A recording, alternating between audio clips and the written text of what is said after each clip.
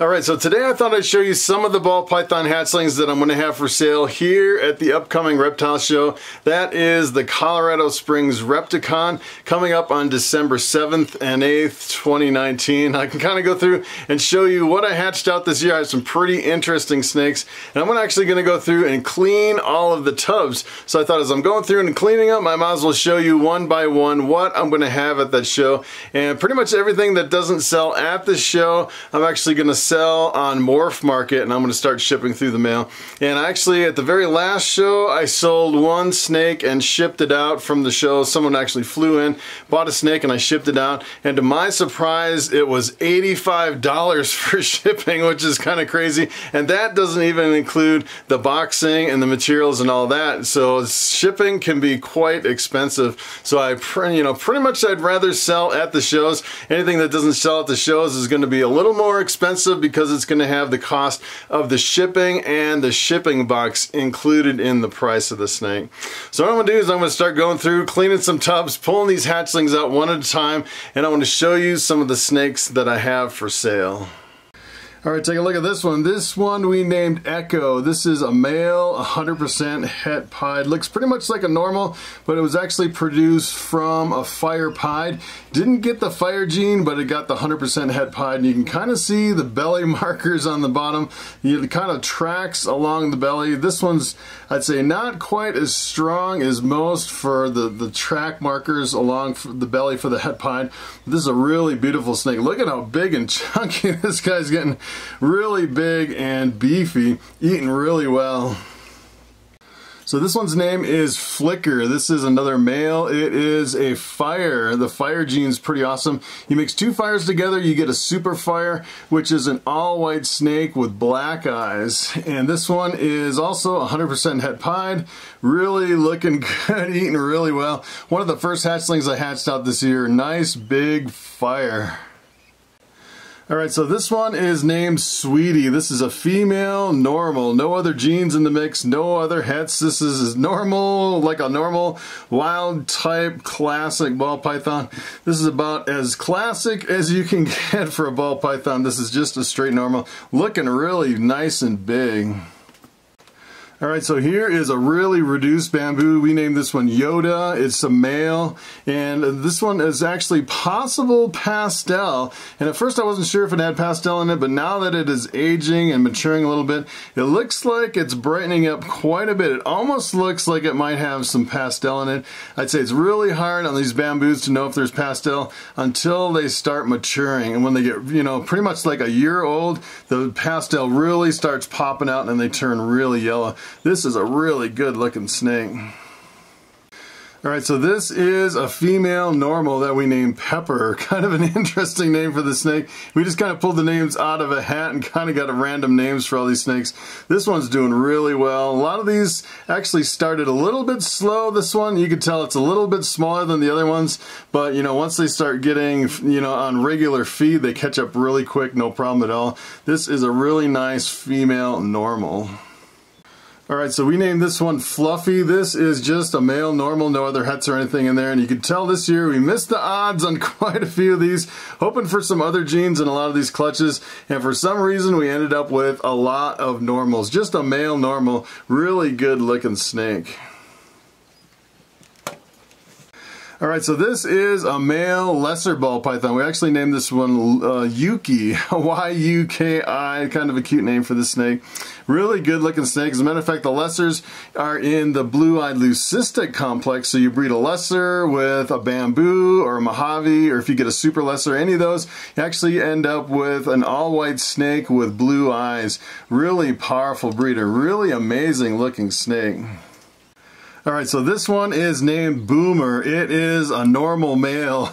We have quite a few pet quality snakes this year. Then I would say pretty much the cheapest pet quality snake that you can buy is a normal male. Pretty much the least expensive of all of the ball pythons. Really good looking snake. Would make a fantastic pet. Here's another normal male. This one is named Buttons. Really good looking snake. No other hets or genes in the mix. This is pretty normal as you can get, a really classic wild type. Another one that would make a really good pet. These are going to be really pretty much the least expensive snakes that you can buy at the show. Alright, so this one we named Cupcake. This is a male scaleless head ball python. If you look at the tip of the nose, there's just a little bit on the tip where the few scales are missing from the snake. And actually, if you breed this to another snake, 50% of the babies come out scaleless head. And if you actually breed two scaleless heads together, you get a completely scaleless ball python. And I'm still kind of working on getting my first fully scaleless. I haven't actually produced one yet. I'm essentially waiting on the females because my females are not old enough to breed. So this is kind of one of the hatchlings that I produced this year. I actually produced a lesser scaleless head, and that was the one I was going to hold back. And this one I'm going to sell at the show. Alright, so here's another male scaleless head ball python, and the interesting thing about the scaleless head is even if you don't go for the fully scaleless ball python, I've noticed that just adding the scaleless head to some genes actually really brings out the color and the brightness on a lot of morphs. I've noticed, especially if you mix it with like the lesser, my lesser scaleless head is brighter than any lesser that I've ever seen. I think scaleless head's really powerful just by itself as a standalone morph. Alright, so this one's name is Bubbles. This is a female pinstripe, 100% het desert ghost. And desert ghost is actually a recessive gene. You have to actually have two copies of the genes to actually see a visual. And the desert ghost really increases the brightness and the intensity. I really think it's the next big thing, the desert ghost. Alright, so here is a snake that is deep in shed. This is Hunter. We named him Hunter. This is another pinstripe het desert ghost, except this one is a male. The other one was a female. Alright, so this one's name is Striker. This is a female pastel, 100% het desert ghost. And if you've ever seen the pastel desert ghosts, they are to die for. They are really amazing animals. That's kind of what I was shooting for. I actually held back a super pastel het desert ghost, so I'm letting go some of these, just the straight single gene, the pastels, instead of the super pastels. Made some really impressive snakes this year. Alright, this one's name is Raven. This is a male pastel pinstripe, 100% het desert ghost. I have to say, this is probably one of the brightest lemon blasts I've ever seen. I actually have a really bright version of pastel floating around in my collection, and I'm thinking this guy picked up the really intense pastel color. Looking really good. So this is one of my original holdbacks. I decided to actually sell it because I'm holding back 8 snakes this year, and I don't really want to expand too fast. You know, actually next year I want to hold back a whole bunch of clown stuff. This is actually a super pastel pinstripe, 100% het desert ghost. Really powerful breeder. Everything that you breed this to will be pastel, and then with the het desert ghost, you know, you get some really amazing desert ghost stuff popping out of this one. I really wanted to hold this back, but I just don't have the room. Alright, so we named this one Slinky, and Slinky is a male. This is actually 100% het pied, 50% het caramel albino. So the female was actually 100% het caramel albino, and half the babies carry the caramel albino gene, but you can't really tell which one is which until you actually have 2 copies of the gene. So there's a 50% chance that this actually carries 1 copy of the caramel albino recessive gene. And the interesting thing about this one is it's a really dark snake. It looks almost completely normal, but it is really dark compared to all my other normals. Alright, so this is Thor. He is a male bamboo, just like Bobby around my neck all the time. This is a really beautiful snake. Really doesn't really have much of a reduced pattern. It's really quite busy, which is pretty amazing. Really good looking snake. So here's another male bamboo. This one is named Sparky. Really good looking snake. It really has a really good pattern too down the sides. Really high contrast. Looking really good. Here is Porky. This is a normal female. Just no other genes or hets in the mix. This one actually was lagging behind quite a bit. Finally got her to actually eat over 6 rodents. Doing really well now. All right, we named this one Cobra. This is a spider, 100% het pied, 50% het caramel albino, doing really well. Not much of a head wobble on any of my spiders, doing really well. And I think the spider is probably one of the best standalone morphs as far as just a really beautiful gene by itself. It kind of gets a bad name from the head wobble, but a lot of people are really interested in purchasing spiders. Here's another one. This one is named Terminator. This is also a male spider, 100% het pied, 50% het caramel albino. And it's interesting, some of these spiders have more or less white coming up the sides. This one has quite a bit of white coming up the sides. Really beautiful snake. Here's another spider. This one is named Sunshine. I think all my spiders are males. This is another male spider. 100% het pied, 50% het caramel albino. Alright, so this one is named Electra. This is a male. It actually came from the same clutch. Didn't get the spider gene. This one is 100% het pied, 50% het caramel albino.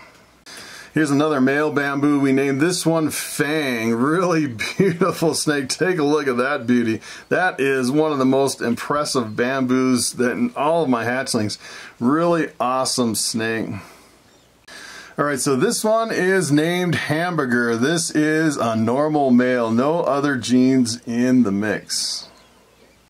Here is a beautiful coral glow. This one is deep in shed. This one is 50% het pied. The male was actually 100% het pied, so there's a 50% chance that this one carries one copy of the pied gene. And this came from a male, so this one is actually a male maker. If you breed this to something else, all the coral glow offspring will be males. You won't probably won't get any female coral glows. So this is a female, 50% het pied, and the interesting thing about the het pieds is sometimes you can take a look at the bellies and kind of see if they have the belly tracks for het pieds. Kind of hard to tell on this one. I'd say probably, well, maybe I'd say this one probably is het pied, although you don't know 100% for sure from the belly tracks. According to the breeding, there's a 50% chance that this one carries one copy of the pied gene. So here's another one. This one is named Elvis, even though it is a female. This is a female, 50% het pied. And a lot of these het pieds, you really have to look at the belly to see if they're possible het pieds. I would say on this one, it is kind of tough to know for sure. I'd say maybe this might have one copy of the pied gene. Really can't tell. Here's another one. This is another female, 50% het pied, really beefy looking snake. You can tell this girl's been eating really well. And if you look at the belly tracks, I would say this one probably is het pied. You can kind of see more of the tracks on the belly. I would say this one has a good chance that it's 100% het pied, but according to the breeding, we still have to list it as 50% het pied. So this girl is going into shed. You can see her eyes are really kind of grayed out and her color is really fading quite a bit. This is a female, 50% het pied. You can kind of take a look at the belly here and see what you think about the tracks on the belly. I'd say it's kind of hard on a lot of these to know if it's het pied. So here is a beautiful coral glow. This thing is just glowing. It's so bright. This one's named Apollo. All my coral glows are male, 50% het pied. This is a really beautiful looking snake. Here's another coral glow. We named this one Magnum. This is also a male, 50% het pied. Looking really good. Alright, so this one came from the same clutch. This one we named Pluto. It is a male, 50% het pied. Didn't get the coral glow gene, but actually if you look on this one, you can definitely tell it's got some really strong belly tracks. That is what you're looking for. I'd say this one is almost guaranteed. I'd say this one's guaranteed. This is 100% het pied, even though from the breeding it's 50%. It's kind of interesting on the side. You see kind of some orange coming up on the sides and a little bit of pixelation. Looks a little bit different, like there might be something hidden in there kind of floating around. Really interesting looking snake.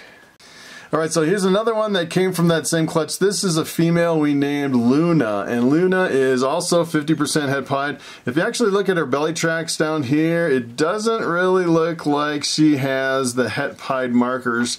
And it's kind of interesting about the het pied markers. If they have the tracks, you pretty much know for sure that it's het pied. And if it doesn't have the belly tracks, you really don't know one way or the other if it actually got one copy of the gene or not.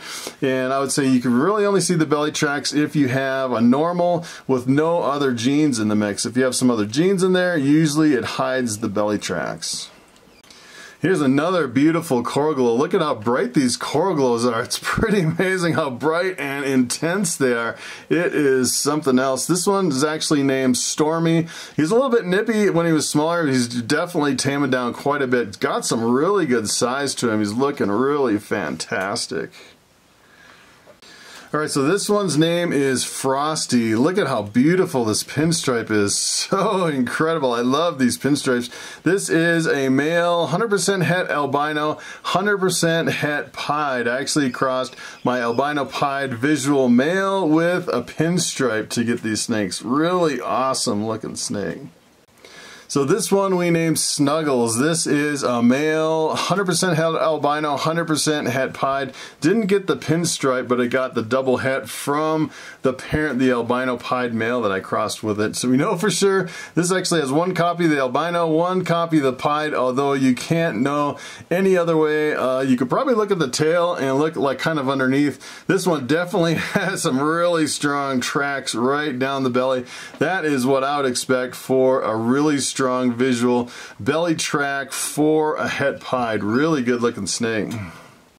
Alright, so this girl is deep in shed. This is a female pinstripe, 100% het albino, 100% het pied. Looking really good. Now, if you actually look at the belly on this one, you can definitely see there's no tracks at all, no indication that you can tell if this one is het pied or not. But we definitely know from the breeding it's a double het albino pied. Alright, so this one we named Bigfoot. This is a female, double het albino pied. 100% het pied, 100% het albino. You can see some really strong marks down the belly from the het pied. Here's another female. It's got some really good size to it. This one's deep in shed. We named this one Peekaboo. Another double het albino pied. These are really awesome. You breed two of them together, and you'll actually get albinos and pieds and albino pieds. Look cranking out from these normal looking snakes. Pretty powerful breeder. So here's another female double het albino pied. This one we named Starbuck, and it's really, you can almost, I guess you can see the tracks on the belly. She's got some really good weight to her. You can tell she's really deep in shed. Really good looking snake. Here's another pinstripe deep in shed. This is actually a pinstripe double het albino pied male. This one's name is Meatball. You can definitely tell it's going into shed. The eyes are kind of graying out a little bit. Really good looking snake. This one we named Titan. This is a male double het albino pied. If you take a look at the tracks on this guy, he's got some really strong belly tracks. This one is deep in shed as well. This one is named Goldie. I think this is probably the most impressive, probably the brightest pinstripe in my whole collection. This is actually a female pinstripe, 100% het desert ghost. This is a really intense lemon blast, really bright, super, super bright. I don't think I've ever seen one as bright as this one. It's pretty intense. This is actually a male pastel pinstripe, 100% het desert ghost. Alright, so here's the last one. We named this one Fluffy. This is a pastel, really bright pastel, really interesting colors and patterns on this one. This is actually a male pastel, 100% het desert ghost. Alright, so it is time for the question of the day. And Marcus Calhoun asks, What do you think about feeding baby chicks to ball pythons? And that is a very interesting question. As a matter of fact, I've seen a lot of people who actually do feed baby chickens to ball pythons, but I would say you pretty much don't want to do it full time. I've heard that some vets say that there really isn't enough calcium in baby chicks because essentially their bones are hollow. They don't have a whole lot of calcium in them. And if you do feed baby chicks a lot, sometimes you actually have to feed calcium supplements. Although I have seen some people successfully kind of switch back and forth between baby chickens and rats and mice. So that is pretty much it. Thanks for watching, and I will see you next time.